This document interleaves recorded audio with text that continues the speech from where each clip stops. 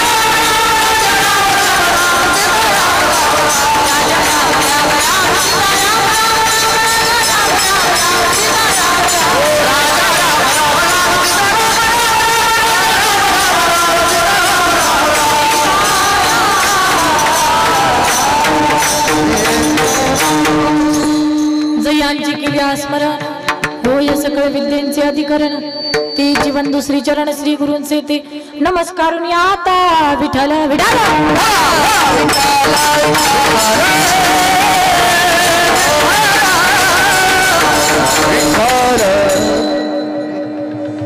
हरि प्राप्तीसी उपाय धरावी संतांचे ते पाय हे साधती साधनी तुटती भवाची बंधने। प्रस्तुत प्राप्त प्रसंगी, प्राप्त स्थळी, प्राप्त वेळी कीर्तन रूपी सेवेसाठी घेतलेला अभंग महान भगवत भक्त श्रीमंत संत की ज्यांच्या घरी तुम्ही आम्ही नाही, विश्वाच्या मालकानं एक नाही दोन नाही 36 वर्ष ज्यांच्या घरी कवळीनं पाणी भरलं आणि ज्यांच्याबद्दल म्हटलं जातं नाथांनी केले भक्तीचे मंथन, मनोनी आला देवकी नंदन, त्याने उगाळले चंदन, अशा नाथांना त्रिवार वंदन, असं ज्यांच्याबद्दल म्हटलं जातं शांतीचे सागर की ज्यांच्या जीवनामध्ये त्रिवेणी संगम पाहायला मिळतो, असे शांतीचे सागर शांती ब्रह्म पैठण्य निवासी श्री संत एकनाथ महाराज यांचा 4 चरणाचा उत्कृष्ट असा अभंग असून भगवत प्राप्तीचा उपाय नाथ महाराज या अभंगामध्ये सांगतात। विठ्ठल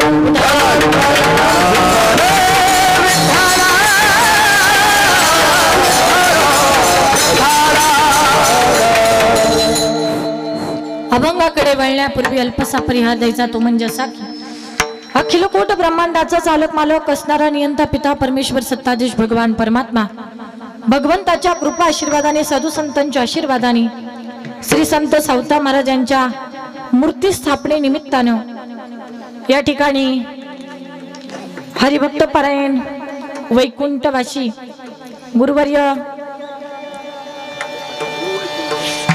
भूवैकुंठ या ठिकाणी गुरुवर्य महादेव महाराज बोराडे शास्त्री पावनधाम औरंगपूर विद्यानंद सागर महाराज यांच्या प्रेरणेने आणि सर्व साधू संतांच्या आशीर्वादाने भव्य दिव्य स्वरूपाचा हा चालू असलेला अखंड हरिनाम सप्ताह ज्ञानेश्वरी पारायण तसेच दिव्य भागवत कथा ज्ञानयज्ञ सोहळा, अगदी या सोहळ्यातील आज 6व्या दिवसाचं कीर्तन पुष्प भगवान परमात्म्याच्या चरणी समर्पित करण्याचं सौभाग्य आज या ठिकाणी मला प्राप्त झालेलं आहे। काही म्हणतील ताईंचा फोटो 4थ्या दिवशी आहे आणि ताई 6व्या दिवशी कशा आल्या, तर थोडीशी अडचण झाली होती, त्यामुळं आज या ठिकाणी 6व्या दिवसाचं कीर्तन पुष्प आपल्या नगरीमध्ये सावता महाराजांच्या चरणी समर्पित करण्याचं सद्भाग्य आज या ठिकाणी मला प्राप्त झालेलं आहे। एवढं सुंदर कार्यक्रमाचं आयोजन आहे, नियोजन आहे। अगदी 16 वर्षापासून आपण या कार्यक्रमाचं सुंदर असं नियोजन करत आहोत। महाराष्ट्रातील नामांकित नामवंत महिला कीर्तनकार या पत्रिकेमध्ये आणण्याचं आपण काम केलेलं आहे। एकदा सगळ्या मंडळींसाठी जोरात टाळी झाली पाहिजे। एवढं सुंदर या ठिकाणी रोज महिला कीर्तनकारांची आपण कीर्तन श्रवण केली आणि या सगळ्या कीर्तनकारांमध्ये अगदी वयानं ज्ञानानं सगळ्याच गोष्टीने मी लहान आहे, पण तरी सुद्धा आमचे बालाजी भाऊ बालाजी काकांनी या ठिकाणी मला संपर्क केला। तसं अगोदर पहिल्यांदा संपर्क केला, दुसऱ्यांदा फोन आला की पत्रिका तयार करायची, फोटो पाहिजे। मी म्हटलं कुठं पाहिजे, मी तर तारीख दिली नाही। त्यांना टेन्शन आलं, तर माझ्याच लक्षात राहिलं नव्हतं तारीख लिहून घेतलेली। नंतर त्यांनी मला सांगितलं तुम्ही अशी तारीख सांगितली होती, मग माझ्या लक्षात आलं। आणि जेव्हा मी म्हटलं 4थ्या दिवशी मला येणं होणार नाही, मग तर जास्तच टेन्शन आलं। त्यांना असं वाटलं आज पण मी येत नाही की काय, परंतु अगदी नांदेडच्या भागामध्ये कथा चालू आहे। गाडीमध्ये बसले, पहिला काकांना फोन केला की मी वेळेवर येण्याचा प्रयत्न करते। 8 वाजेपर्यंत इथं पोहोचले आणि काकांमुळे या ठिकाणी आपल्या गावामध्ये सेवा करण्याचा योग मला प्राप्त झाला, त्याबद्दल त्यांच्या अंतःकरणापासून धन्यवाद व्यक्त करते। तसं तर सर्वच या कार्यक्रमाचे आयोजक नियोजक मार्गदर्शक मंडळी असेल, सर्वच संपूर्ण ग्रामस्थ मंडळी बनसारोळा पूर्ण सगळ्यांच्या सहकार्याने सगळ्यांच्या मदतीचा हात या सप्ताहाला आहे। कारण सप्ताह असेल कुठलाही यज्ञ असेल, तो यज्ञ करण्यासाठी एकट्याची मदत नसते, तर सगळ्यांचे हात या ठिकाणी लागावे लागत असतात, तेव्हा कुठेतरी एखादा मोठा यज्ञ घडत असतो। असा हा भागवत कथेचा महायज्ञ ज्यांच्या पवित्र अशा मुखारविंदातून आपण भागवत कथेचं चिंतन करत आहोत, असे असणाऱ्या भागवत कथा प्रवक्त्या हरिभक्त परायण सौ आशाताई महाराज राऊत, तर ताईंच्या मुखातून आज 6 दिवस झाले आपण भागवत कथेचं चिंतन करत आहोत। त्याचबरोबर ज्ञानेश्वरी पारायण व्यासपीठ हरिभक्त परायण सौ मीराताई शिंदे असतील आळंदीकर, तर पूर्ण महिला कीर्तनकार, तसं सर्व टाळकरी सुद्धा महिलाच आहेत। आनंद वाटतोय, भले गायक महिला नसेल किंवा सगळा सप्ताह महिलांचा नसेल, तरी सुद्धा या बनसारोळातील ग्रामस्थ मंडळांनी महिला मंडळांचा सन्मान या सप्ताहाच्या माध्यमातून केलेला आहे। ही आनंदाची गोष्ट आहे। पहिला महिलेचा सन्मान पहिला छत्रपती शिवरायांनी केलेला आहे आणि जे विचार छत्रपती शिवरायांचे आहेत ते विचार जोपासण्याचं काम हे बन सारोळा गाव करत आहे। या गोष्टीचा आनंद वाटतोय आणि या ठिकाणी 6व्या दिवसाचं कीर्तन पुष्प मला दिलं त्याबद्दल सगळ्यांच्या अंतःकरणापासून धन्यवाद व्यक्त करते। कार्यक्रमाचं आयोजन नियोजन खूप सुंदर पद्धतीचं आहे। पत्रिका पाहिली तर खूप आनंद वाटतोय। जेवढे कीर्तनकार तयारीचे आहेत तेवढीच गायनाचारी मंडळी सुद्धा तयारीचे आहेत। महाराष्ट्रामध्ये अगदी मला वाटते मी दिदींसोबत जेव्हा कीर्तनाला आले होते तेव्हा महाराजांना पाहिलं होतं मी, पण आनंद वाटतो आज आमच्याही कीर्तनामध्ये ते गायनाचे साथ देत आहेत। हरिभक्त परायण अभिमन्यू महाराज अगदी फक्त त्यांनी गायन करावं असं वाटतं, कीर्तन सोडून त्यांचंच गायन ऐकत बसावं। एवढा सुंदर ज्यांचा कंठ आहे, सुंदर अशा ज्यांच्या हरकती आहेत आणि आल्यानंतर आम्हाला वाटलं की तुम्हीच आहेत की काय, पण अगदी आनंद वाटला। या ठिकाणी त्यांची भेट झाली आणि ते सुद्धा या ठिकाणी गायनाची साथ देत आहेत। एकदा महाराजांसाठी जोरात टाळी झाली पाहिजे। त्यांचेही मनापासून धन्यवाद। हरिभक्त परायण अशोक महाराज असतील त्यांचाही सुंदर आवाज आहे, त्यांचे सुद्धा मनापासून धन्यवाद। हरिभक्त परायण रामेश्वर महाराज असतील त्यांचे सुद्धा मनापासून धन्यवाद। सर्वच हरिभक्त परायण वयाने ज्येष्ठ असणारे, आता वेळ माझ्याकडे तेवढा नाहीये, सगळ्यांची नावं मला माहिती नाहीये, प्रथमच या गावामध्ये येण्याचा योग आहे, पण मस्तक माझा पायावरी या वारकरी संतांच्या सर्व दादा बाबा काका सगळ्यांच्या चरणी नतमस्तक होते। आपल्या सगळ्यांच्या मनापासून धन्यवाद व्यक्त करते। कुठंतरी आम्हीही या सप्ताहाचा आनंद घेतला पाहिजे। महिला आहेतच, परंतु आम्हीही टाळ वाजून पावल्या खेळून या सप्ताहाचा आनंद घेतला पाहिजे अशी ज्यांची इच्छा झाली। एकदा सगळ्या आमच्या महिला मंडळांसाठी जोरात टाळी झाली पाहिजे। न लाजता न घाबरता आपण या ठिकाणी टाळ घेऊन उभ्या राहिल्यात, आपले देखील मनापासून धन्यवाद। सर्वच या ठिकाणी टाळकरी वृंद असेल सगळ्यांच्या अंतःकरणापासून धन्यवाद व्यक्त करते। मृदुंगाची सुंदर अशी साथ देणारे हरिभक्त परायण चैतन्य महाराज असतील, वा वा एकदा महाराजांसाठी जोरात टाळी वाजवा। खूप सुंदर, त्यांचे सुद्धा मनापासून धन्यवाद। आणि अगोदर जे होते हरिभक्त परायण विश्वजित महाराज त्यांच्यासाठी डबल टाळी झाली पाहिजे का, त्यांनी आमच्या भाविका ताईंना वाजवण्याची संधी दिली। अगदी महाराष्ट्रामध्ये पखवाजे पुरुषाचं वाद्य आहे, पण एका महिलेनं सुद्धा ताकदीनं वाजवावं याचं उदाहरण म्हणजे आमच्या भाविका ताई। आमच्या भाविका ताईंसाठी सुद्धा जोरात टाळी झाली पाहिजे। आधी करून सर्व हार्मोनियमची साथ देणारे हरिभक्त परायण माऊली महाराज बाबांचे सुद्धा मनापासून धन्यवाद। सुंदर अशी हार्मोनियमची साथ देतात, सगळ्यांचे अगदी मनापासून धन्यवाद व्यक्त करते। आमच्या सोबत आलेल्या आमच्या युवा कीर्तनकार आमच्या तनुजाताई घुगे असतील, त्यांचेही गायन तुम्हाला ऐकायला मिळणार आहे। सर्वच हरिभक्त परायण पंचक्रोशीतून आलेले भाविकजन असतील, सर्व चोपदार काका असतील, माझ्या पाठीमागे असलेले सर्व टाळकरी घेऊन असलेले उभे सगळ्यांच्या चरणी नतमस्तक होते। महिला मंडळ, पुरुष मंडळ, आणखीन कुणी या ठिकाणी कुणी कथाकार, कीर्तनकार, प्रवचनकार महाराज असतील, अज्ञानानं सुधाकर महाराज आळंदीकर बाबा आज कीर्तनाला आले, त्यांचे सुद्धा मनापासून धन्यवाद व्यक्त करते। आधी करून पंचक्रोशीतून आलेले भाविकजन असतील, एखाद्या महत्वाच्या व्यक्तीचं जर नाव घ्यायचं असेल तर मला नंतर सुचवा, पण कुणी नाराज होऊ नका, नाहीतर नाव नाही घेतलं तर म्हणतात त्या बाईला कुणी आणलं होतं, टेन्शन आहे खूप। तर सगळ्यांच्या मनापासून धन्यवाद व्यक्त करते। माझा आवाज तुमच्यापर्यंत कसा येईल, माझा प्रत्येक शब्द प्रत्येक व्यक्तीच्या मनामध्ये जे निर्माण करत आहेत माझ्या शब्दांचा भाव, अशी सुंदर ज्यांची माईक सिस्टीम आहे, साऊंड सिस्टीम वाल्या काकांसाठी सुद्धा जोरात टाळी झाली पाहिजे। त्यांच्या सुद्धा मनापासून धन्यवाद व्यक्त करते। हा कार्यक्रम जर पाहायचा असेल तर अगदी ज्यांची शूटिंग चालू आहे आनंद कीर्तनाचा या YouTube चॅनलला नक्की सबस्क्राईब करा। काकांसाठी सुद्धा जोरात टाळी झाली पाहिजे, त्यांचे सुद्धा मनापासून धन्यवाद। विनेकरी ताई असतील, आणखी सगळेच हरिभक्त परायण, चष्म्यावाले, फेट्यावाले, मिशावाले, गंधावले, पदरावाला, बिना पदरावाल्या घ्या, सगळ्यांच्याच डोक्यावर पदर आहे। वा वा, टाळी वाजवा जरा ह्यांच्यासाठी, कारण आपल्या भारताची संस्कृती आहे, जिच्या डोक्यावर पदर तिलाच म्हणतात इंडियन मदर। आनंद वाटला, सगळ्यांच्याच डोक्यावर पदर आहेत। सर्वच हरिभक्त परायण बाहेर बसलेले, आणखीन कुणी पंचक्रोशीतून आलेले भाविकजन असतील, सर्वच्या ठिकाणी माझ्यापेक्षाही ज्ञानानं वयानं ज्येष्ठ श्रेष्ठ असणारी मंडळी सगळ्यांच्याच चरणी नतमस्तक होते आणि सेवेला सुरुवात।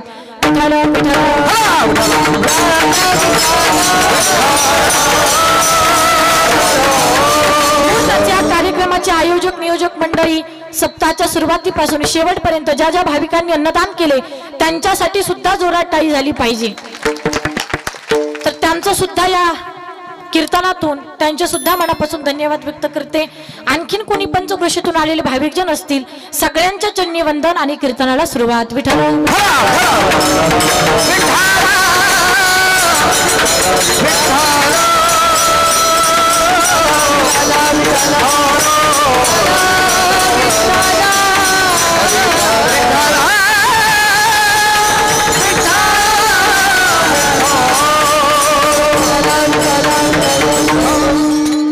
पहा, सेवेसाठी घेतलेला अभंग नाथ महाराजांचा आहे आणि सर्वांनी फ्रेश बसा, टाईट बसा। झोप लागल असं मी कीर्तन सांगणार नाही बरं का। पण सारोळा आवाज येतो माझा आणि थोड्या माना पण हलवा, फ्रेश बसा। घरातलं गावचं दुःख घेऊन अजिबात तिथं बसू नका, नाहीतर बाबा काही काही गावामध्ये जर कीर्तनाला जावं एवढा दूरवरून प्रवास करायचा आणि तिथं गेली की लोकांची सुकलेली तोंड पाहिली की असं वाटतं झाडाला फाशी घ्यावा की काय। तसं कोणी बसू नका, सगळ्यांनी फ्रेश बसा, निवांत बसा। नाही कीर्तन समजलं तर मला विचारा बर का। त्यामुळं सगळ्यांनी फ्रेश बसा आणि एखादा शब्द जर नसेल कळत तर मला डबल डबल विचारा। विठ्ठल विठ्ठल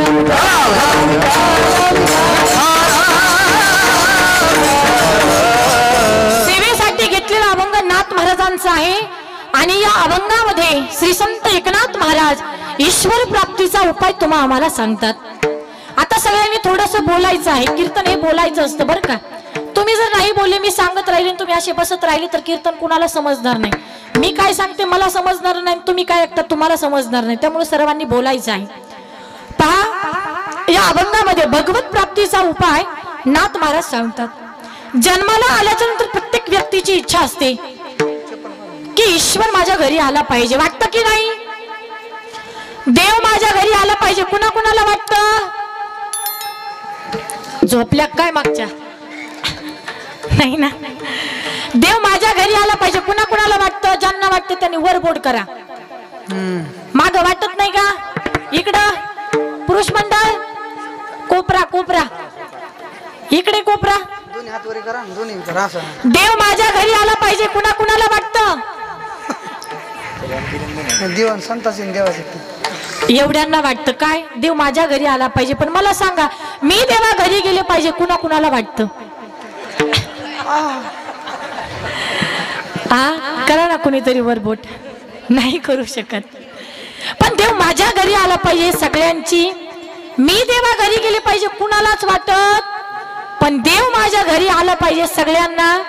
तर तोच उपाय नाथ महाराज अभंगामध्ये सांगतात।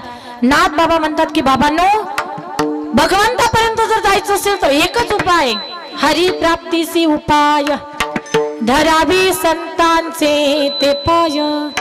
धरावे संतांचे ते पाय म्हणजे जीवनामध्ये सत्संग करा, संतांची संगती करा, नक्कीच तुम्ही भगवंतापर्यंत जाल। कुणी म्हणेल संतांची संगती करू पण त्याचा फायदा काय? येणे साधती साधने तुटती भवाची बंधने। एकदा का संतांची संगत झाली रे झाली, संसाराचं बंधन कधी गळून पडेल तुम्हालाच कळणार नाही। म्हणून जीवनामध्ये सत्संग करा, का संता बिना प्राप्ती नाही, ऐसे वेद देते ग्वाही। असं मी पण सांगत नाही, वेद शास्त्र पुराण ग्रंथ सुद्धा सांगतात की बाबांनो, संता बिना प्राप्ती नाही। ईश्वरापर्यंत जर जायचं असेल तर त्याच्यासाठी एकच उपाय आहे म्हणजे सत्संग। कुणी म्हणेल ताई सत्संग करू, पण संत काय करत असतात? नाथ बाबा म्हणतात, एका जनार्दनी संत पूर्ण करीती मनोरथ। तुमच्या आमच्या इच्छा आकांक्षा पूर्ण करण्याचं काम संत महात्मे करत असतात। भगवंताकडे जर जायचं असेल तर एकच साधन आहे, एकच उपाय आहे म्हणजे सत्संग। असा या अभंगाचा अर्थ आहे, याचा विस्तार करण्याचा प्रयत्न करू। विठ्ठल विठ्ठल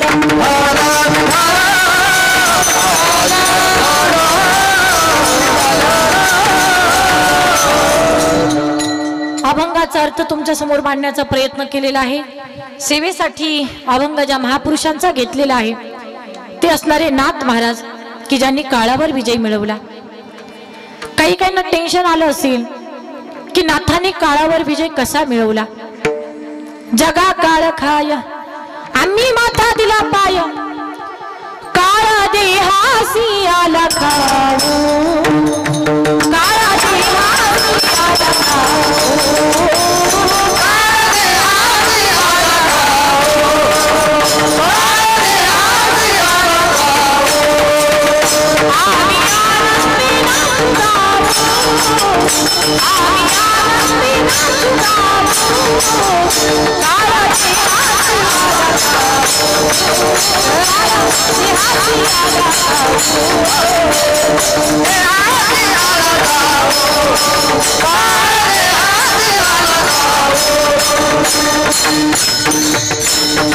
आम्ही आनंदी नाचू गावो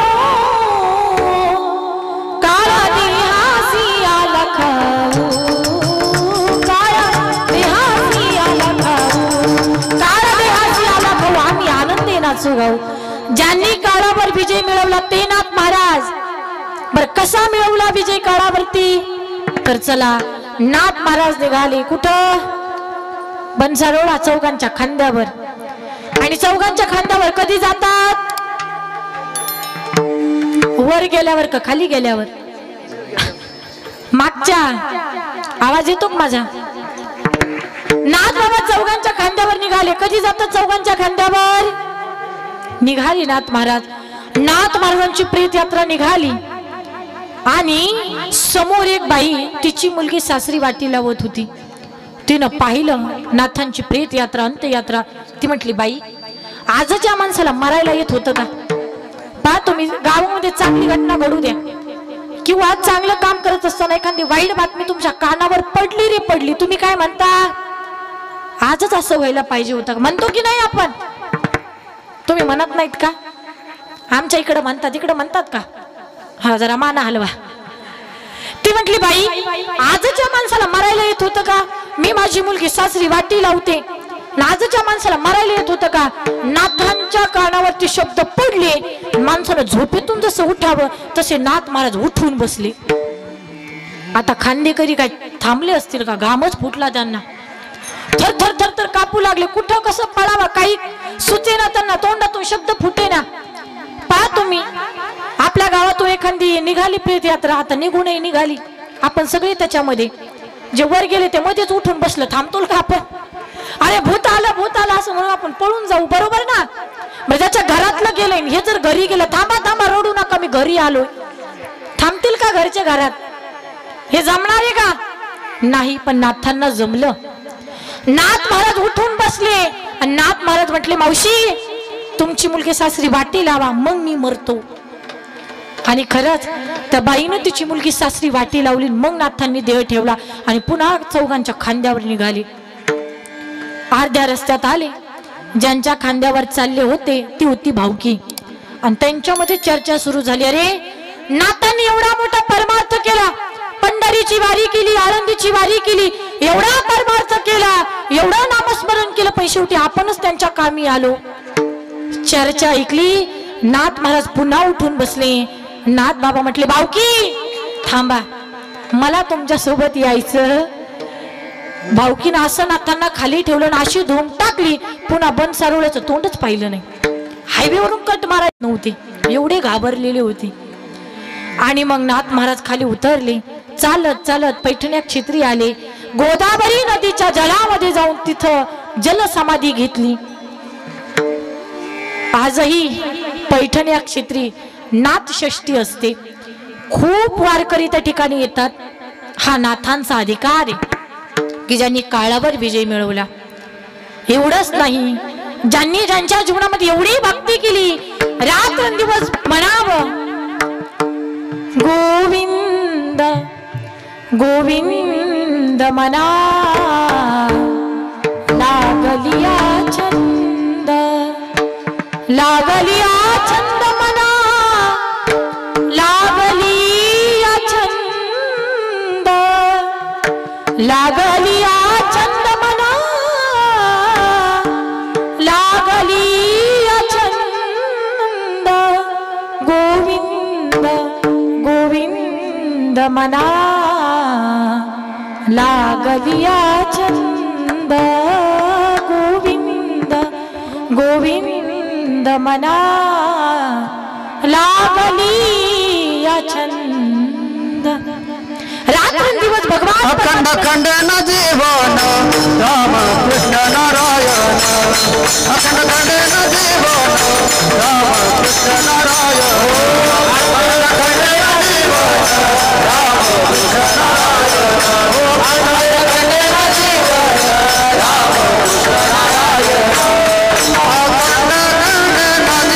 राम कृष्ण नारायण अखंड खंडन जीवन राम कृष्ण नारायण अखंड खंडन जीवन राम कृष्ण नारायण अखंड खंडन जीवन राम कृष्ण नारायण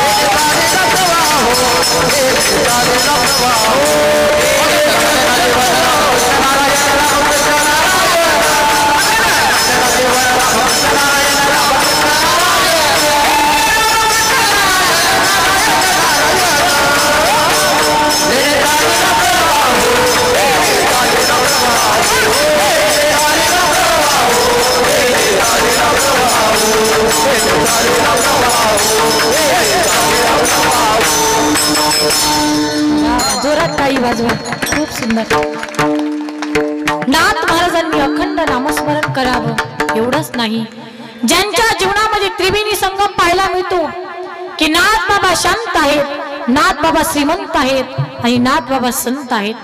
शांतीचा जर विचार केला, एवढे शांत, किती शांत, लक्ष देऊ नाही का? एका व्यक्तीला पैशांची गरज होती.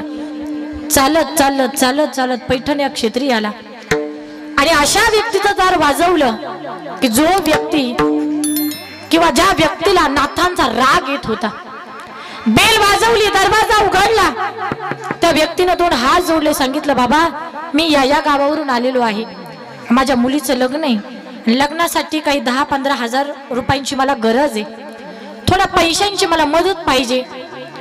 त्या व्यक्तीनं ते ऐकलं, सांगितलं ठीक आहे, पाहिजे तेवढे पैसे देतो, पण माझं एक काम करायचं. काय म्हणे? या पैठणामध्ये एकनाथ नावाचे एक संत आहेत, फक्त त्यांना राग आणून द्यायचा. तू जर एक काम केलं माझं, पाहिजे तेवढे पैसे देतो. 1 मिनिटाच्या आतमध्ये त्यानं होकार दिला. ठीक आहे. पहा, आपल्या खेडेगावामध्ये एक म्हण आहे, श्रीमंती आली म्हणून, गरिबी आली म्हणून लाजू नये, श्रीमंती आली म्हणून. माहिती आहे तुम्हाला ही म्हण आहे? पहा, गरीब परिस्थिती होती आणि थोड्याशा पैशांसाठी त्यानं हे कृत्य करण्याचं ठरवलं. मागचा पुढचा विचार न करता, ठीक आहे तुमचं काम करतो म्हणे, नाथांचं घर कुठे? या गल्लीमध्ये जा, पहिलं घर नाथांचंच. आला तो, चालत चालत चालत आला, दरवाजा वाजवला. आता पूर्वीचा काळ होता, घरावरती लिहिलेलं होतं अतिथी देवो भव. आता काय ते दिसत? जुने माणसं आहेत माझ्या समोर बसलेले आहेत का? आता अतिथी देवो भव पाहायला मिळतं का? पण पूर्वीच्या काळी होतं. आता बोर्डच आले हो, सुस्वागतम. ते पण 1-2 महिने होते. सुस्वागतमची जागा पुढे जाऊन वेलकमने घेतली. वेलकम इंग्लिश मध्येच आलं, जस काय इंग्रजांचाच काळ चालू झाला की काय. वेलकम ते पण 1-2 महिने चाललं. नंतर बोर्डच आले, बिना परवानगी आत येऊ. माहिती आहे तुम्हाला? ते पण बोर्ड काका 1-2 महिने चालले. नंतर बोर्डच बदलला. कुत्र्यापासून नेमकं बोर्ड वाचवणाऱ्यानं काय समजायचं? घरात तुम्हीच बोला, मी नाही बोलत. असे बोर्ड, आणि खरंच मी माझ्या डोळ्यांनी सुद्धा काही बोर्ड पाहिले सातारा भागामध्ये, आणखीन बऱ्याच भागामध्ये मी बोर्ड पाहिले. कुत्र्यापासून सावध, गेटलाच बोर्ड, घराला पण नाही, गेटलाच कुत्र्यापासून सावध राहा. काळ बदलला. काय पूर्वीचा काळ होता आणि काय आताचा काळ चालू आहे. पूर्वीच्या काळी महिला मंडळ पहाटे उठायच्या, शेणानं मातीनं घर सारून काढायची पद्धत होती पूर्वीच्या काळी. आता घराघरात फरशी आली, पण ती आमोशा ते पौर्णिमा असते पुसायला, म्हणजे या सणाला तर डायरेक्ट पुढच्या सणाला. आता काळ बदलला. पूर्वीच्या काळी स्त्रिया उठणार पहाटे 4 वाजता, आणि 4 वाजता उठून दारामध्ये सडा, रांगोळी, नंतर स्नान करून स्वयंपाक. पण आता जशा उठत्यात तशाच गॅसवर जाऊन बसत्यात. आणि काही ठिकाणी 10 वाजले तरी सुद्धा काही बिचाऱ्या उठत, उलट म्हणतात बंटीचे पप्पा किती वाजले? आता सूर्यच्या तोंडावरती आलाय आणि बाई विचारते आता किती वाजले, नाही की इथं चप्पलनी मारावा. आता सूर्य घरामध्ये कधी येतो? 8-7-9च्या दरम्यान येतो की नाही? म्हणजे आताचा काळ आणि पूर्वीच्या काळामध्ये फार मोठा फरक आहे, बदल आहे. काय पूर्वीचे पाळणे होते आणि काय आताचे पाळणे आहेत?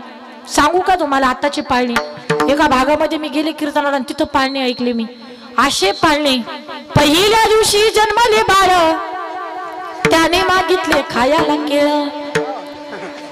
त्याच्या जन्माचं झालं वाटुळ, जो बाळा जो रे जो, त्याच्या जन्माचं जो बाळा जो रे. दुसऱ्या दिवशी आनंद मोठा बनसारला, बाळानं केला याच मन गोठा, आणि बाळात बाळात करता या काटा, जो बाळा जो रे जो. हे आताची पाळ. काय पूर्वीच्या ओव्या होत्या, काय आताच्या ओव्या आहेत. जनाबाईंच्या ओव्या. सुंदर माझे जाते ग फिरती बहुतुकी, ओव्या गाऊ कौतुके तू ए रे बा विठ्ठला, ए रे बा विठ्ठला, ए रे बा विठ्ठला तू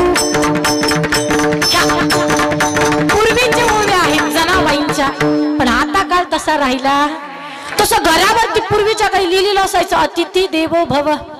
तो व्यक्ती आला, बेल वाजवली नाही, पायातला जोडा घेतला, नाथांच्या देवघरामध्ये गेला. नाथांची पूजा चाललेली होती, पूजा चालू होती. तो व्यक्ती गेला, पण तरी सुद्धा परका व्यक्ती आपल्या देवघरामध्ये पायामध्ये जोडा घालून येतोय, तरी सुद्धा नाथांना राग आला. ही शांतता आहे. उलट पाटावरचे देव बाजूला सारले आणि आलेल्या अतिथीला पाठ बसण्यासाठी दिला. त्या व्यक्तीनं विचारलं, नाथ बाबा तुमच्या घरामध्ये मी बिना परवानगी न विचारता आलो. बरं आलो तर आलो, पायामध्ये जोडा घालून आलो, पायामध्ये जोडा घालून आलो, तरी सुद्धा तुम्हाला राग आला नाही. पाटावरचे देव बाजूला सारले, मला पाठ बसण्यासाठी का दिला? तर नाथांनी दिलेलं उत्तर ऐका. नाथ महाराज म्हणतात, बाबा आलेला अतिथी हाच माझ्यासाठी खरा मोठा देव आहे, म्हणून मी पाटावरचे देव बाजूला सारले, तुला पाठ बसण्यासाठी दिला. ही नाथांची शांतता आहे. बरं एवढी शांतता, एवढी शांतता, तिथं बसला तो व्यक्ती. नाथांनी त्यांच्या पत्नीनं आवाज दिला, गिरजा बाहेर या. गिरजा काकी सुद्धा संसारातल्या सुज्ञ पत्नी होत्या, आणि संसारामध्ये पत्नी कशी असली पाहिजे गिरजा काकू कडून शिकायला पाहिजे आपण. आणि संसारामध्ये पत्नी कशी असली पाहिजे, पतीला न विचारता तुम्ही कुठंच जायचं नाही, ती खरी पतिव्रता. टेन्शन आलं का? काही काही म्हणत असतील, ताई आम्ही पप्पाच्या बापाची नजर चुकून कधी कधी माहेराला जाऊन येतो. मग ते आम्ही काही पतिव्रता नाहीत का? महिला मंडळ पतिव्रता जर व्हायचं असेल तर एकच करायचं, कधीतरी तुमचे मालक थकून आले, कधीतरी म्हणत जा, पप्पाचा बाप तुमचा पाय दुखत असेल, पाय दाबू का? हे जरी नाही जमलं, कधीतरी म्हणत जा, बंटीचे पप्पा तुमचा हात दुखत असेल, हात दाबू का? आणि हे जरी नाही जमलं तर एक उपाय करायचा काय, कधीतरी म्हणत जा, कधीतरी महिन्यातून 2 महिन्यातून कधीतरी म्हणत जा, बंटीचे पप्पा तुमचा गळा दुखत असेल, गळा दाबू का? कधीतरी म्हणत जा, ती खरी पतिव्रता. पुरुष मंडळांना टेन्शनच आलं असेल, ही खरी पतिव्रता. पतिव्रता जर ओळखायची असेल तर इथलचे 4-5 वारकरी आता घरी घेऊन जा, उद्या परवा, आता 2 दिवस आहेत तर, आणि फक्त म्हणा पप्प्याची माय, ती मध्ये काय मारक्या म्हशी सारखंच आहे, जागरच पंक्चर होते. त्या जर म्हटल्या काय जी, समजायची आपली पतिव्रता आहे, चांगली स्वभावाची. आणि जर चेक करायचं असेल काय म्हटली जोरात तर समजायचं बॉम्बच आहे बरं का. तर संसारामध्ये पत्नी कशी असली पाहिजे, जिला पतीच्या नजरेतलं तो म्हटलं की तपील कळायला पाहिजे, अशी पत्नी असावी. आवाजला गिरजा बाहेर या. बाहेर आल्या.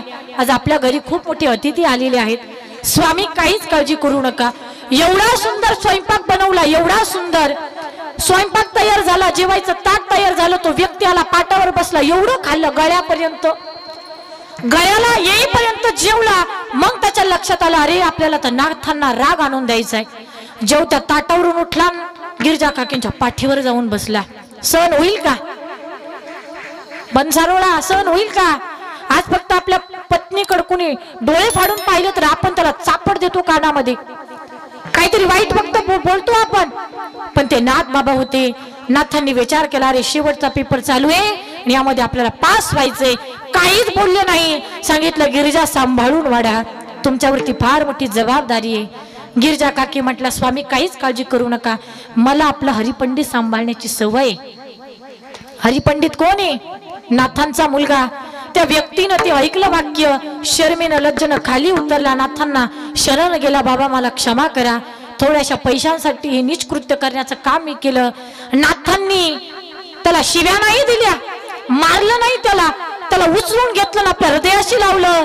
तुम्हा आम्हाला दाखवून दिलं, समाजाला दाखवून दिलं, ज्यांच्या अंकित भगवंत जगाच्या पाठीवरती तेच खरे संत.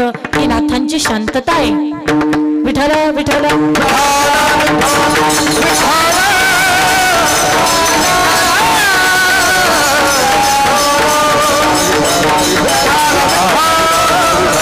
ही झाली नाथांची शांतता.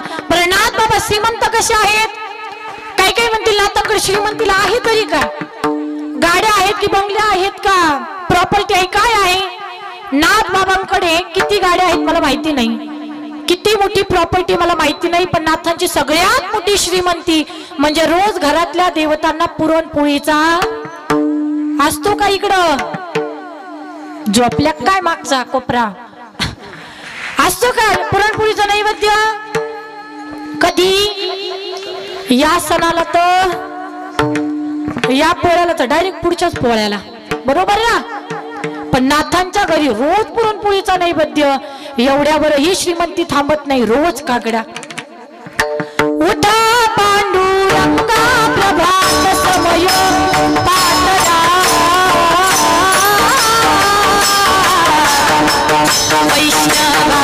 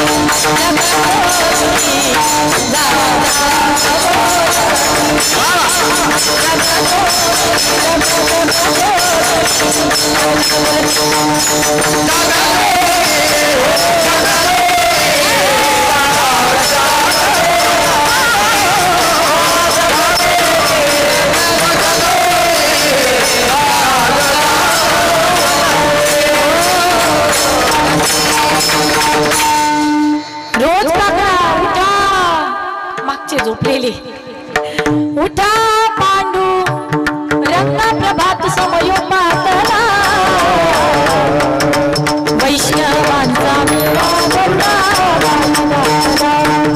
वाळवंटापासून महाद्वारापर्यंत सुरवरांची माती उभे जोडून हात रोज काकडा आज सप्ताहालाच काकडा असतो काही माणसं रात्रभर भजन करून पहाटेचा काकडा करतात पहाटच उठतात कुणाची तरी मका कापून स्वतःच्या म्हशीला नेऊन टाकतात उपयोग आहे का अजिबात उपयोग नाही असा आपला काकडा असतो तर नाथांच्या घरी रोज काकडा ही खरी श्रीमंती शांत कसे श्रीमंत कसे आणि संत कसे की ज्यांनी या वारकरी संप्रदायासाठी एकनाथी हरिपाठ लिहिला अभंग लिहिले कूटभंग लिहिले लोकांनी प्रपंच करून परमार्थही केला पाहिजे याच्यासाठी भारुडं लिहिली भारुडं कशासाठी अरे भारुडं ऐकून लोक कीर्तनाला आली पाहिजेत कथेला आली पाहिजेत परमार्थाच्या वाटेला गेली पाहिजेत लोकांमध्ये परमार्थाविषयी भाव जागा झाला पाहिजे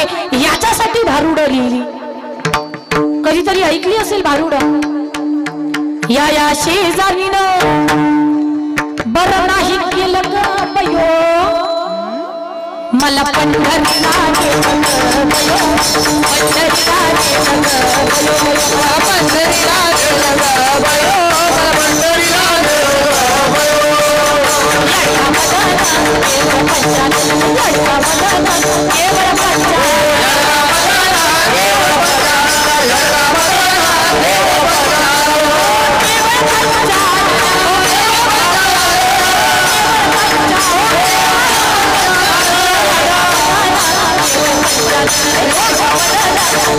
केवळ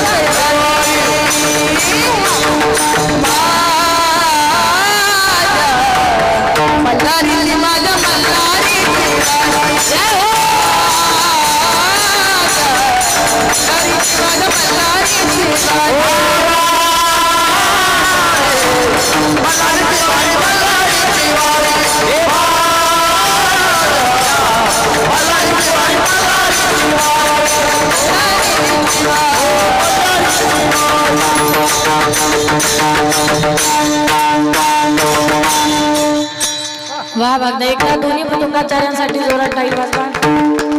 बरं झालं एखादी आंबाबाई प्रगट झाली नाही तर शांत करायचं खूपच कठीण आहे.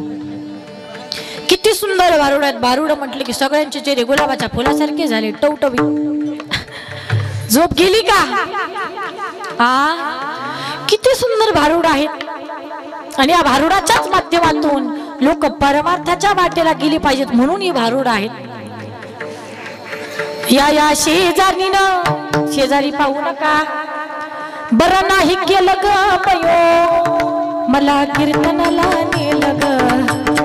कीर्तनाला असंच का? येडी म्हणतात मला येडी म्हणतात येडी म्हणतात मला येडी म्हणतात. किती सुंदर भारुड आहे. दादला नको ग बाई मला नवरा नको ग बाई बाई बाई नवरा नको ग बाई दादला नको ग बाई.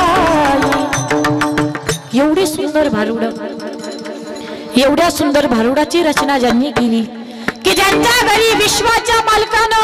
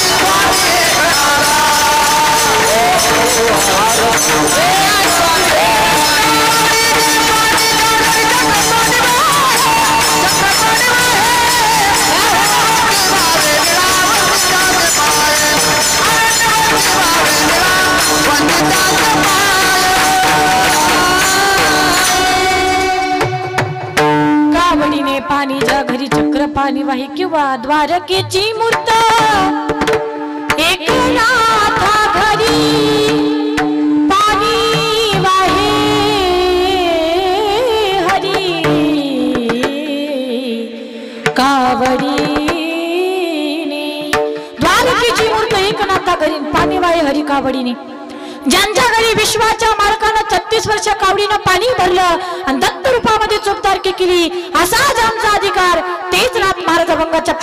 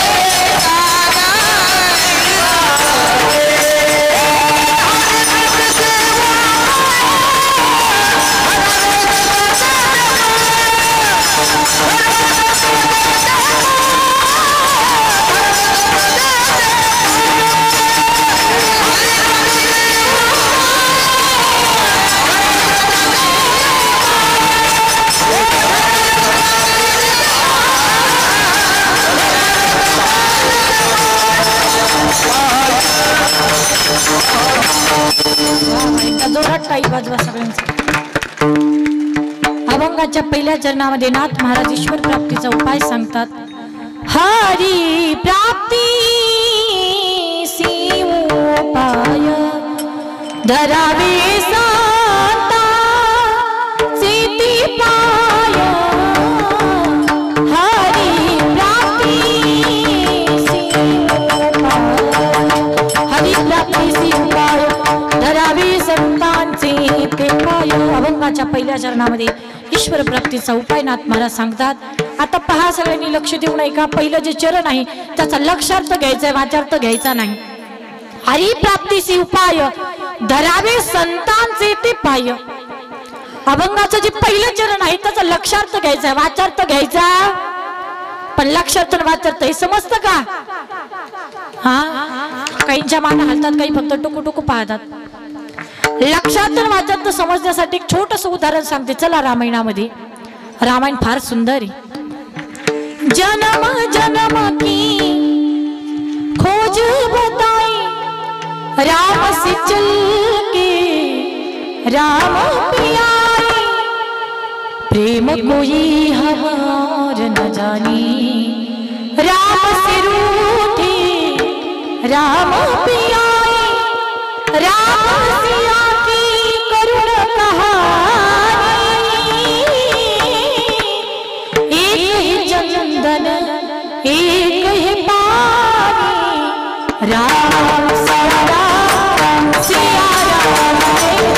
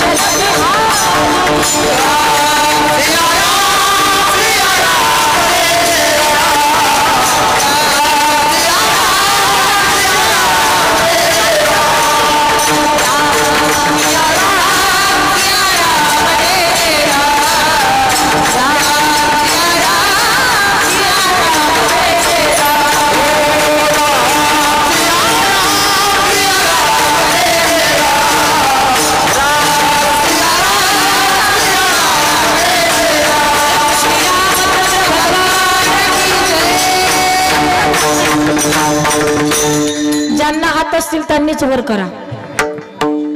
उगा अशी नशी नका असे. सगळ्यांनी सगळ्यांचा खालचा आवाज आला पाहिजे, म्हणजे मला लक्षात येईल तुम्ही जागे आहात का झोपले.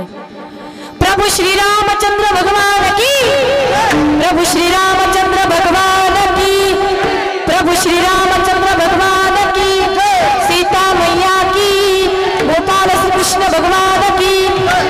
आवाज नाही ना आला जरा जोरात. प्रभू श्रीरामचंद्र भगवान की. मागचा कोपरा जरा थोडा ताकदीनं होऊ द्या. प्रभू श्रीरामचंद्र भगवान की, उमापती महादेव की, लक्ष्मण भैया की, सीता मैया की. फक्त एकदा प्रभू श्रीरामचंद्र भगवान की. आता खरंच एकदा प्रभू श्रीरामचंद्र भगवान की, प्रभू श्रीरामचंद्र भगवान की. खरंच एकदा प्रभू श्रीरामचंद्र भगवान की. खरंच एकदा. आता शेवट थोडं जोरात होऊ द्या. प्रभू श्रीरामचंद्र भगवान की, प्रभू श्रीरामचंद्र भगवान की. रावण महाराज की. वाह वाह, धन्यवाद. आता ज्यांना थोडी समाधी लागली, थोडे पटकन जागे झाले असतील. असं रामायण फार गोड आहे. तुमची झोप गेली पाहिजे म्हणून थोडासा विनोद केला मध्ये. रामायणातील प्रसंग आहे जेव्हा राम लक्ष्मण आणि जानकी माता वनवासाला असताना लक्ष्मणजीच्या हातून शंभारसूर नावाचा दैत्य सहज मारण्यात गेला. तो त्याच्या आईच्या स्वप्नात गेला. आईला घडलेला वृत्तांत सांगितला. लेकराचा सूड भावनेनं बदला घेण्यासाठी त्याची आई कोण, शूर्पणखा, सुंदर शृंगार केला. पुतळ्या हा डोरला हसल्या हा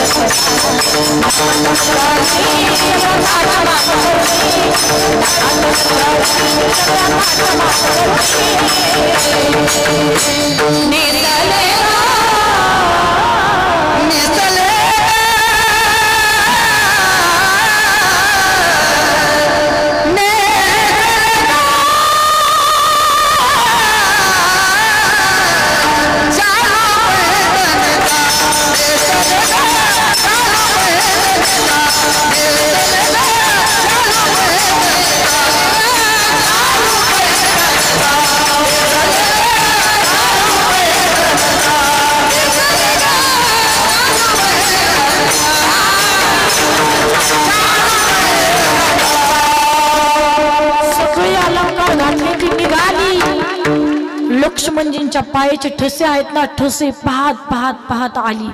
ज्या ठिकाणी लक्ष्मणजी भजन करत होते तिथपर्यंत ती पोहोचली. भजन चालू होतं, नारायण राम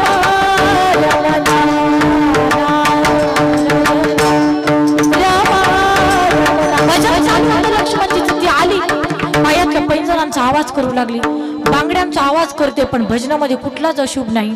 पण लक्ष्मणजी विचार करायला लागले, अरे सीता मैया तर असं करू शकत नाही, माझ्या उर्मिला एवढ्या दूर येऊ शकत नाही. कोण आहे पाहण्यासाठी? लक्ष्मणजीनं डोळे उघडले तर पाहिलं ही राक्षसी. आता सुंदर मेकअप केलेला होता, ओळखता येत नव्हती. तिनं रूप बदललेलं होतं, तिचं मूळ रूप तिनं झाकून टाकलं, सुंदर मेकअप करून आलेली होती. लक्ष्मणजी बाजूला झाले. लक्ष्मणजी म्हटले, बाई कोण आहात तुम्ही? ती म्हटली, घाबरू नका घाबरू नका. 60,000 वर्ष मी महादेवाची तपश्चर्या केली, प्रसन्न होऊन त्यांनी मला वरदान दिलं की योग्य वेळ आल्याच्या नंतर तुला वर मिळेल, मग आता तुम्ही माझा पत्नी म्हणून स्वीकार. लक्ष्मणजी म्हटले, बाई कुठून आली, नाव काय, गाव काय मला माहिती नाही, कुशाल म्हणते माझ्यासोबत लग्न करा. ताई तुमच्यासोबत लग्न करू शकत नाही, का आम्ही एक दास आहे. तुम्ही जर माझ्यासोबत लग्न केलं तर तुम्ही दासी व्हाल. एक काम करा, वर झाडाखाली जा, माझा मोठा भाऊ बसलेला आहे, तुम्ही त्याच्यासोबत लग्न करा, त्याचीही दादाची सेवा करेल आणि तुमचीही सेवा करेल. पटलं हो तिला. ती म्हटली ओके. निघाली शूर्पणखा ठुमकत ठुमकत ठुमकत चालत चालत आली रामरायांकडे. आलेल्या शूर्पणखेला राघवेंद्र सरकारानं पाहिलं, आता विश्वाचा मालक आहे, भगवंताला पाहिलं आणि भगवान सहज असले, पण टेन्शन आलं जानकी मातेला, तुम्ही कस काय असले.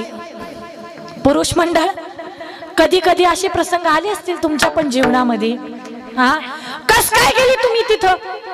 आणि कधीतरी तुम्ही शेजारी बाईची भाजी घेऊन या खाण्यासाठी, आणि शेजारच्या बाईच्या भाजीची तुम्ही तिचं कौतुक करा, यांच्यातली दुर्गाच जागी होईल. पण असं का अजिबात करायचं नाही. जरी भाजी चवीला चांगली नसेल तरी कौतुक करा, ते प्रसन्न दिवसभर. हे सूत्र आहे संसारामध्ये चांगलं सुखी राहण्याचं सूत्र आहे. तर तिनं विचारलं तुम्ही कस काय असले, आणि कधी कधी या पण काय प्रश्न विचारतील याचा सुद्धा अंदाज लागल. कुठं काय प्रश्न विचारतील. एक नवीन लग्न झालेलं होतं, नवीन लग्न झालेलं जोडपण, तिच्या पतीचं डोकं दुखत होतं. ती म्हटली, का हो तुमचं डोकं दुखतंय? तो म्हटला, हो ग खूप डोकं दुखतंय. ती बाम लावायला लागली. तो म्हटला, लाव बाई बाम, तुला लावायचं असेल तर. ती बाम लावत होती. बाम लावता लावता तिनं प्रश्न केला, का हो तुमचं डोकं दुखतंय? तो म्हटला, हो. ती म्हटली, मी तुमच्या डोक्याला बाम लावते. तो म्हटला, हा, पण तुम्ही खरं खरं सांगा, लग्नाच्या अगोदर तुमच्या डोक्याला कोण बाम लावत होतं? याला कामच फुटला, काहीच बोलता येईना. पण हात तिच्या पुढचा होता. तो म्हटला, हे बघ माझं डोकं दुखतंय. ती म्हटली, हा तू माझ्या डोक्याला बाम लावते बर, पण तुला खरं खरं सांगतो, लग्नाच्या अगोदर माझं कधीच डोकं दुखलं. जेव्हापासून लग्न झालं तेव्हापासून डोके दुखी 7.5 माझ्या माग.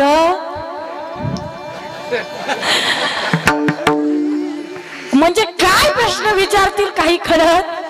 जानकी माता म्हटलं, सीता मैया म्हटलं, तुम्ही हसलेच कस काय? अगं जानकी सहज असलो. सहज कसे सांगा बरं मला. कसं बस शांत केलं. शूर्पणखा हसत हसत आली, ठुमकत ठुमकत चालत चालत आली. विश्वाच्या मालकाचं सौंदर्य पाहिलं, जगाच्या मालकाला पाहिलं. तिला जे बोलायचं होतं ते विसरून गेली, दुसरंच बोलत बसली.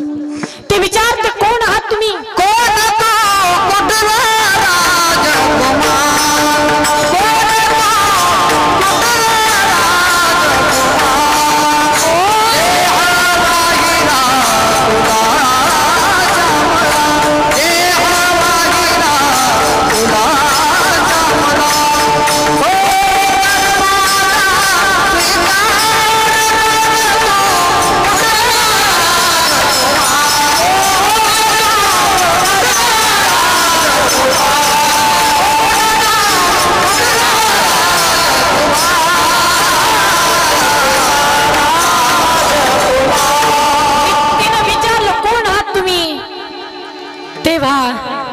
भगवंतानं सांगितलं मी अयोध्या नरेश दशरथाचा पुत्र राम आहे। राम शब्द ऐकला ती काय म्हणते, मला न ठावा राजा दशरथ। कोण राजा दशरथ मला काही माहिती नाही, मला न ठावा राजा दशरथ। मनात भरला त्याचा परिपुत, प्राणनाथ होला माझे करू सुखी संसार। कोण तू कुठला राजकुमार, कोण तू कुठला राजकुमार, कोण तू कुठला राजकुमार। कोण राजा दशरथ, कोणती अयोध्या मला काहीच माहिती नाही, मला एकच माहिती आहे तुम्ही माझा स्वीकार। सीता मैया काही शांत बसल्या असतील का, त्या म्हटले सटवे कुठलीच ग बाई तू, कुठून आली, डायरेक्ट म्हणते माझा स्वीकार करा बघू काय तुझ्याकडे। शूर्पणखा थोडी बाजूला झाली, ती म्हटली राघवा ही कोण आहे। रामराया म्हणतात भगवत कृपेने माझी अर्धांगिनी सीता। सीता ती काय म्हणते, तुला न शोभे अर्धांगिनी, तुला न शोभे अर्धांगिनी। नाही शोभत ती तुम्हाला, ती कशी तुम्ही कसे, तुम्ही गोरे ती काळी, नाही शोभत ती तुम्हाला। मी बघा मी किती सुंदर आहे, तुम्ही माझा स्वीकार करा, आपण सुखानं संसार करू। ती चांगली नाहीये, सोडून द्या तिला, त्याग करा। रामराया म्हणतात ताई दुसऱ्या कोणाचा स्वीकार करू शकत नाही, मीचा त्याग करू शकत, मी मर्यादा पुरुषोत्तम आहे। तुम्हाला जर लग्न करायचं असेल खाली झाडाखाली जा, माझा छोटा भाऊ आहे। ती म्हटली पहिला प्रश्न तिथंच होतं, मग रागीत येते, चिडचिड करते। एक काम करू आपण पत्र लिहू, पत्र लिहायचं ठरलं। आता पत्र लिहायचं, आता पूर्वीचा काळ होता, वनवासामध्ये होते, पेन नव्हता, कागद नव्हती, पाटी नव्हती, पेन्सिल नव्हती, काहीच नव्हतं। पत्र लिहायचं कुठं, म्हणजे माझ्या पाठीवर पत्र लिहा। ती गरकन ओळली, रामरायनी मर्यादा सांभाळली बरा। जानकी तू पत्र लिही, मी पत्र सांगतो। पत्र लिहायला आणि सांगायला सुरुवात झाली। चिरंजीव लक्ष्मण तुझ्याकडे ही नववधू पाठवित आहे, हिच्या नासिकाने कर्णाची शांती करणे, कळावा तुझा राम। पूर्ण विराम पत्र झालं। पत्र काय पोस्ट ऑफिसच निघालं, डुकू डुकू डुकू डुकू रेल्वेचा डबा आला। लक्ष्मणजी म्हटले बाई पुन्हा आलात का तुम्ही, थांबा, चिडचिड करू नका, राग धरू नका मनामध्ये, तुमच्या भावाचं पत्र घेऊन आले। कुठे आहे पत्र, गरकान वळलं पोस्ट ऑफिस, वाचा पत्र। पत्र वाचलं, चिरंजीव लक्ष्मण तुझ्याकडे ही नववधू पाठवित आहे, हिच्या नासिकाने कर्णाची शांती करणे, कळावा तुझा राम। पूर्ण विराम ती पुढे वळली, जशी वळली मेनातून तलवार बाहेर काढली आणि काय म्हणायच्या आतमध्ये तिचं नाकाने का धडकन उडून लावलं। ती पळत पळत आपल्या भाऊ रावणाकडे गेली। तिकडं काय झालं, तिकडं नाही जायचं, दृष्टांत संपला। लक्षात घ्या या दृष्टांताचं तात्पर्य, त्या काळामध्ये त्रेतायुगामध्ये लक्ष्मणजींनी त्या पत्राचा लक्षार्थ घेतला, वाचार्थ नाही घेतला। तसं जसा लक्ष्मणजींनी लक्षार्थ घेतला, अगदी तसंच पहिलं जे चरण आहे त्याचाही आपल्याला लक्षार्थ घ्यायचा आहे, वाचार्थ घ्यायचा नाही। लक्षार्थ कशा प्रकारे घ्यायचा आहे तर ऐका, हरिप्राप्तीसी उपाय आणि धरावे संतांचे ते पाय। असंच कीर्तनात म्हटलं, संतांचे पाय धरा, देवाची प्राप्ती होईल, भगवंत भेटेल तुम्हाला। एक मनुष्य कीर्तनातून उचला आणि जिथं संत राहतात ना तिथं जाऊन संतांचे पाय धरत बसला, तसं नाही। संतांचे पाय धरायचे म्हणजे जीवनामध्ये सत्संग करा, संतांची संगती करा। संतांची संगती केली आपोआप तुम्ही भगवंतापर्यंत जाल, मनाचं काही सांगत नाही। आणि खरंय जीवन माणसाचं संतांशिवाय अपूर्ण आहे। तुम्ही संतांची संगती करा, काही काय म्हणतील आम्ही संतांची संगती करू, पण त्याचा फायदा काय। भागवतामध्ये ऐकलं असेल आपण सगळ्यांनी की नारदजींच्या जीवनामध्ये सुद्धा संतांची संगती झाली, नारदजींनी सुद्धा संतांची संगती केली, सेवा केली, भगवंताचं नामस्मरण केलं, परिणाम असा झाला नारायणाचे भक्त बनले आणि आज त्यांचं चरित्र सुद्धा प्रत्येक कथेमध्ये अजरामर झालं। हा संत संगतीचा फायदा आहे। संतन के संग लागले तेरी अच्छी बनेगी, संतन के संग लागले तेरी अच्छी बनेगी।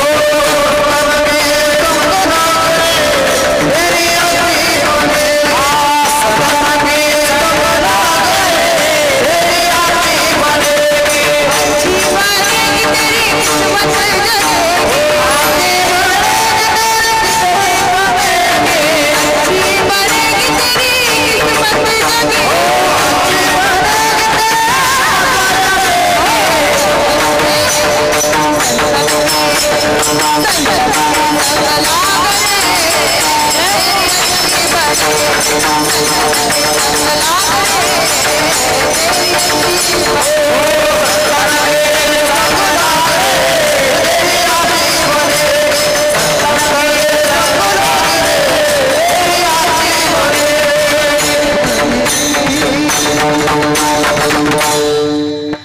संत संगतीचा फायदा काय?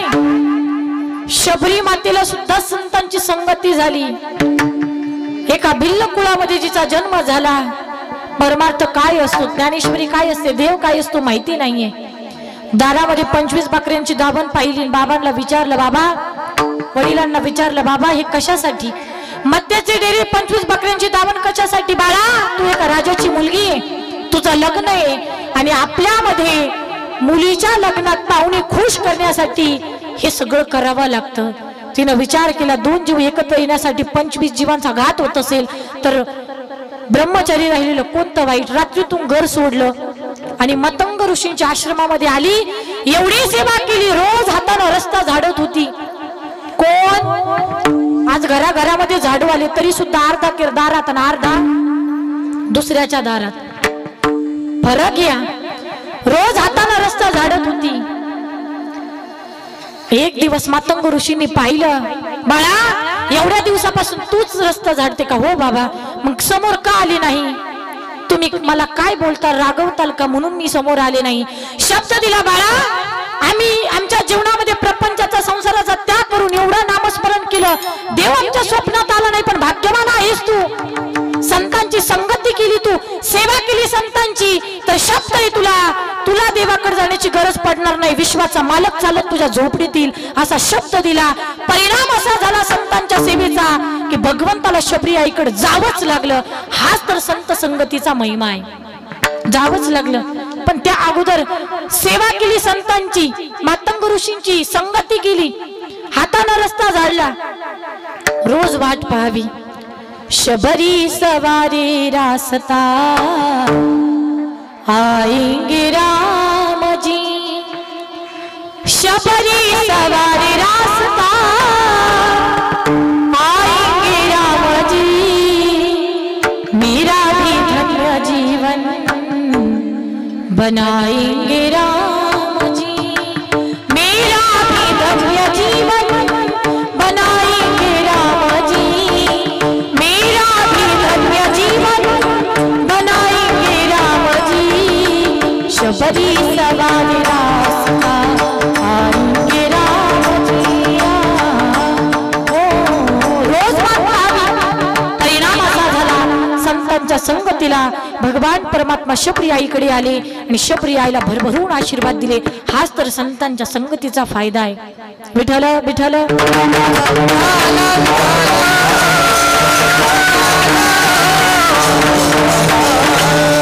जीवनामध्ये संतांची संगती करा.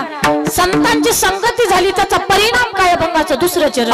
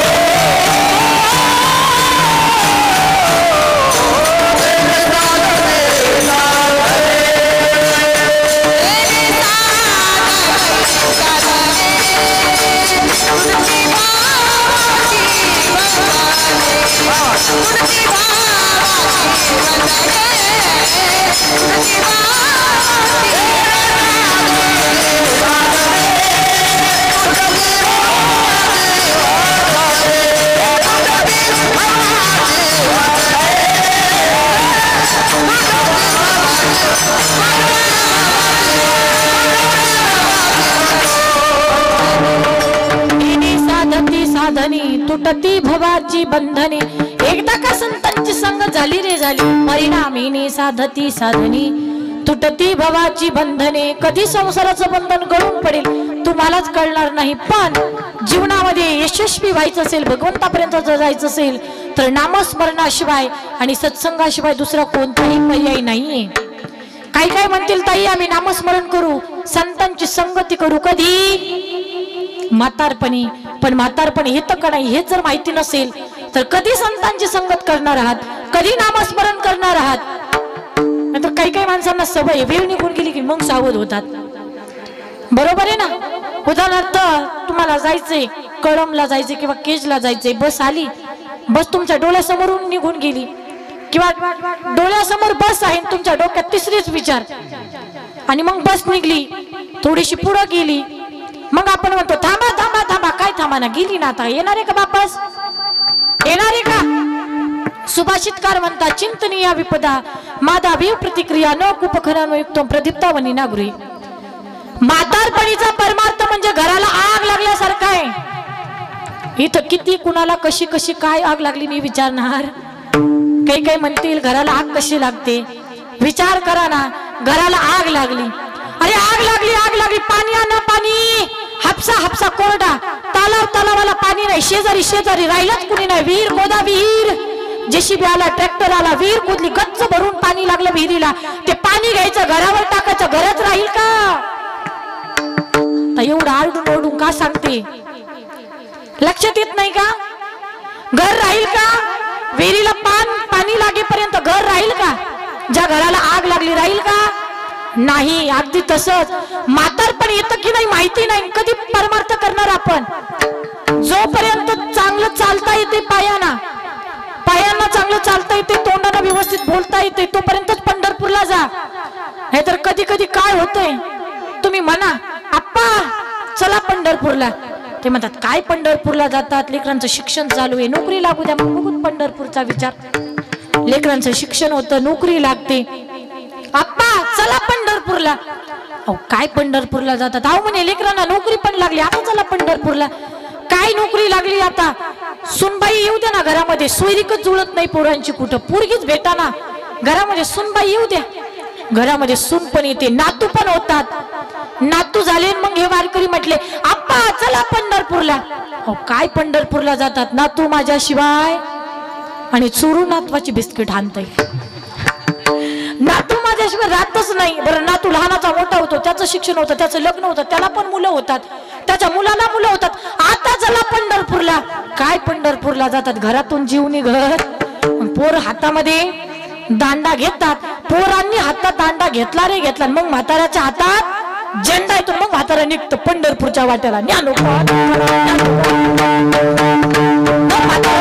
पंढरपूरला।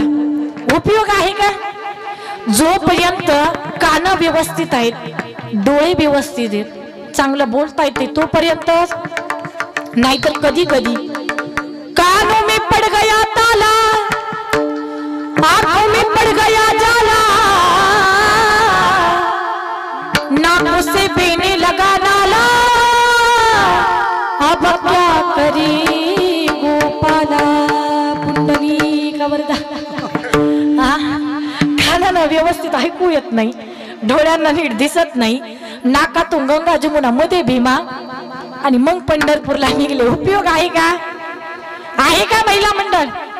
जोपर्यंत चांगलं ऐकता येते तोपर्यंत तीर्थावरती जा, यायचंय पंढरपूरला, कुणा कुणाला यायचंय पंढरपूर, पाहिले का, हा ज्यांना ज्यांना यायचंय त्यांनी दोन हात वर करा। काही म्हणतील ताई थोडंसं थांबा, मी पिशव्या घेऊन येतो, पिशव्या घेऊन येऊ नका, तुमचे मला गावातच येऊ देणार नाहीत। ज्यांना यायचे त्यांनी दोन हात वर करा। काय पंढरपूरच्या वारीमध्ये आनंद असतो, जेव्हा आषाढी वारी जवळ येते वारकऱ्यांना एकच उत्साह असतो, अरे आता पटकन पेरणी करावी, पंढरपूरच्या वाटेनं भगवंताला भेटण्यासाठी निघावं। तुम्हाला वाटत नाही का, हात असतील त्यांनीच हात वर करा। भगवंतानं एवढे सोन्यासारखे हात दिलेत कशासाठी, भांडण करायला नाही ना, सरळ सरळ, वाकडी तिकडे नकोय, शूटिंग होणार आहे तुमची।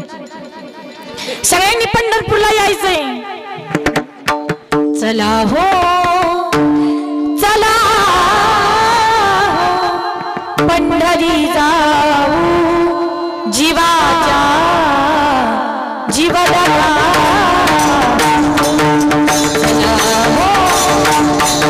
चला पंढरी जाऊ जीवाच्या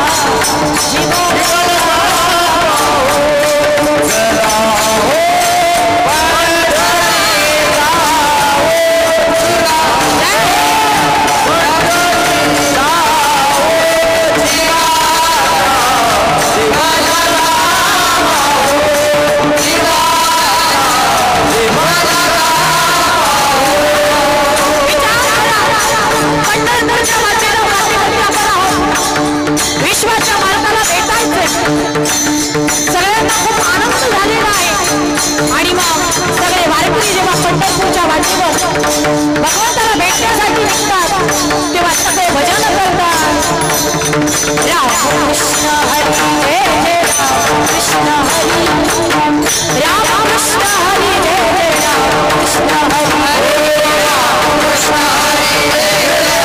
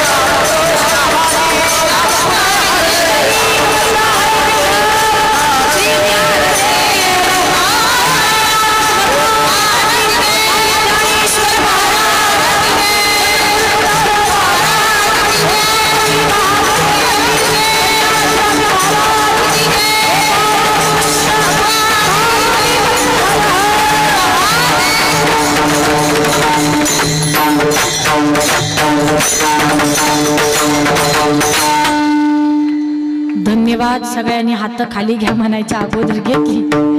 कोटी कोटी धन्यवाद. कोण कोण आलं होतं पंढरपूरला? छान वाटलं. सगळ्यांनी सुंदर भजन केलं. आता 11 पण वाजले आणि सुंदर भजन पण केलं. त्याबद्दल सगळ्यांचे मनापासून धन्यवाद. कधीतरी पंढरपूरला जा. वारीमध्ये काय आनंद असतो तिथं गेल्याशिवाय कळत नाही. तर मला सांगायचं काय, जोपर्यंत व्यवस्थित आहात तोपर्यंत परमार्थ करा. म्हातारपण येतं का नाही माहिती नाही, कधी परमार्थ करणार हेही माहिती नाही. या सगळ्या गोष्टींतून एकच तात्पर्य सांगायचं आहे, माणसाचं जीवन भगवंताच्या नामाशिवाय सत्संगाशिवाय अपूर्ण आहे. का? पंची पंख बिना हत्ती दंत बिना नारी पुरुष बिना वेशा पिता बिना हीना वेसे प्राणी भजन बिना सुमिरन करली सुमिरन करली सुमिरन करली मेरे मना तेरी बीती उमर हरी नाम बिना. पंची पंख बिना हत्ती दंत बिना म्हणजे माणसाचं जीवन सत्संगाशिवाय भगवंताच्या नामाशिवाय पूर्ण आहे. जीवनामध्ये सत्संग करा. का हरी प्राप्तीसी उपाय धरावे संतांचे ते पाय. हरीची प्राप्ती करायची असेल तर एकच साधन आहे, एकच उपाय आहे म्हणजे सत्संग. कारण संता बिना प्राप्ती नाही असे वेद देती ग्वाही. संत काय करतात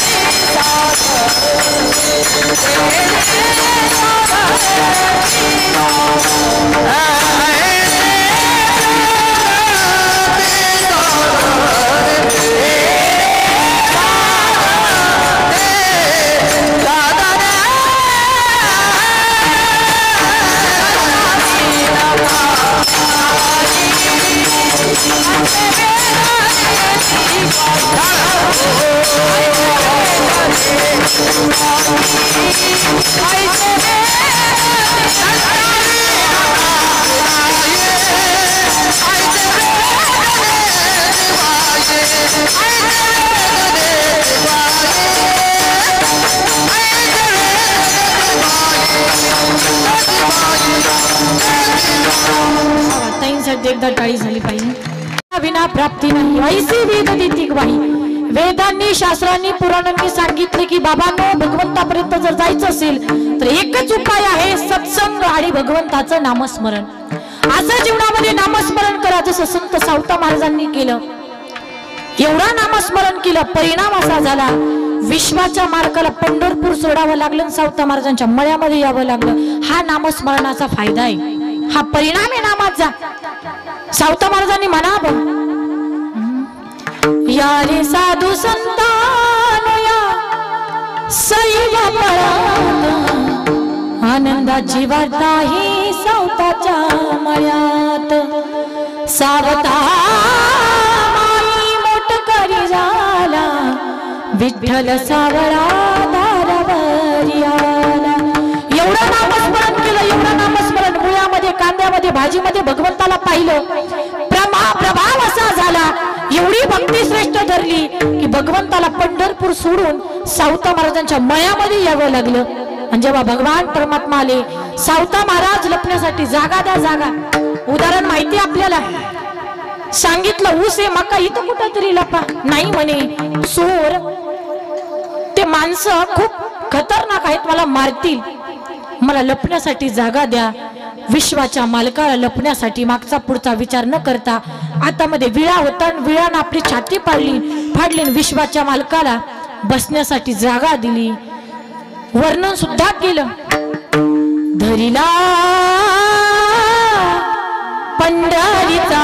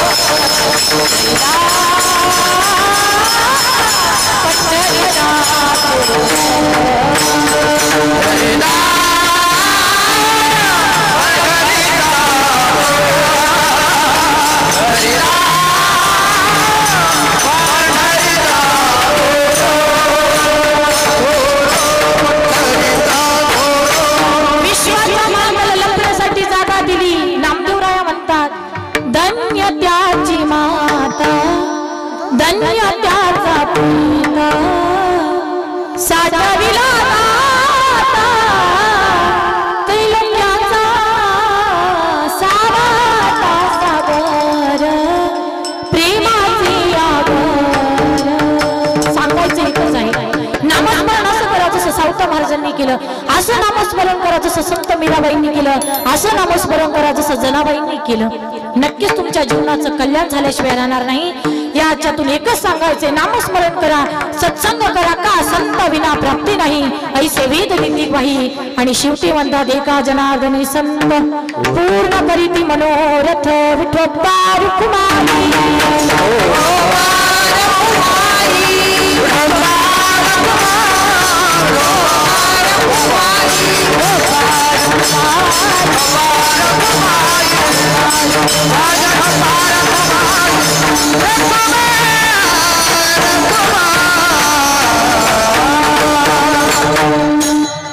हरी प्राप्तीसी उपाय धरावे संतांचे ते पाय हेने साधती साधने तुटती भवाची बंधने संता विना प्राप्ती नाही ऐसे वेद देती ग्वाही एका जनार्दनी संत पूर्ण करीती मनोरथ हेने साधती साधने तुटती भवाची बंधने यथामध्ये यथावकाशभंग सोडवण्याचा प्रयत्न केलेला आहे। उर्वरित वेळेपेक्षा 10-15 मिनिटं तुमचे मी जास्त घेतले त्याबद्दल क्षमा असावी। या ठिकाणी बालाजी काकांमुळे दत्ता काकांमुळे या ठिकाणी आपल्या गावामध्ये छोटीशी सेवा करण्याचा योग मला प्राप्त झाला। सगळ्या गावकरी मंडळांचे काकांचे सुद्धा मनापासून धन्यवाद व्यक्त करते। एवढं सुंदर वातावरण एवढ्या दुरून प्रवास केला तरी सुद्धा थकवा अजिबात आला नाही। एवढं सुंदर वातावरण पवित्र अशा वातावरणामध्ये सगळ्यांनी काही ना काही याच्यातून घरी घेऊन जा बरं का। नाही पूर्ण कीर्तन घेता आलं काही हरकत नाही पण एखादं वाक्य तरी माझं घरी घेऊन जा। ते वाक्य जर तुम्ही तुमच्या जीवनामध्ये त्या वाक्याचा उपयोग केला तर नक्कीच माझं कीर्तन सफल झालं असा त्याचा अर्थ होईल। तर सगळ्यांचे मनापासून धन्यवाद व्यक्त करते। सर्व पुरुष मंडळ महिला मंडळ गायनाचार्य मंडळी असतील मृदुंगाचार्य असतील माईक सिस्टीमवाले असतील यूट्यूब चॅनलवाले असतील सर्व आमच्या महिला मंडळ असतील दोन्ही चोपदार काका असतील हार्मोनियमचे साथ देणारे बाबा असतील आणखीन कोणी पंचकृषीतून आलेले भाविक जण असतील बालाजी काका असतील सगळ्यांच्या चरणी सगळ्यांचे पुन्हा एकदा अंतःकरणापासून धन्यवाद व्यक्त करते। आमच्या सोबत आलेले आमचे पारवे काका थोडंसं वडिलांना काम होतं पण नेहमी अडचणीच्या वेळेमध्ये फोन केला की नेहमी जे हजर असतात आमचे पारवे काका सुद्धा आमच्या सोबत आलेले आहेत। पुन्हा एकदा बनसारोळामधील सर्वच ग्रामस्थांच्या चरणी नतमस्तक होऊन याच ठिकाणी सेवेला थांबते। बोलण्याच्या योगामध्ये एखाद्याच्या मनाला चुकून एखादा शब्द लागला असेल तर लेकरू म्हणून क्षमा असावी। लवकर थोडंसं कीर्तन सोडवण्याचा प्रयत्न करणार होते पण 10-15 मिनिटं थोडंसं वाढवलं त्याबद्दल क्षमा मागते। पुन्हा एकदा सगळ्यांच्या चरणी नतमस्तक होऊन याच ठिकाणी सेवेला पूर्णविराम। ज्ञानेश्वर